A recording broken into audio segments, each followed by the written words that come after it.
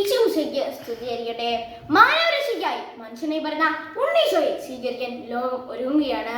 Christmas എന്ന പേര് കേൾക്കുമ്പോൾ എല്ലാവരുടെയും മനസ്സിൽ ആദ്യം എത്തുന്നത് ക്രിസ്തുമസ് ട്രീയാണ്.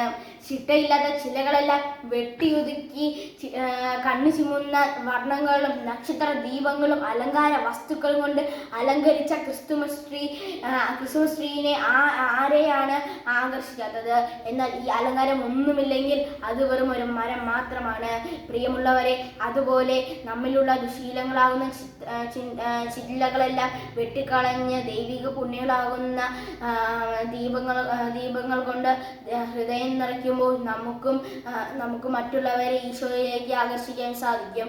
അല്ലെങ്കിൽ നമ്മൾ വെറും ഒരു ഉണക്കമരത്തെ പോലെയാകും.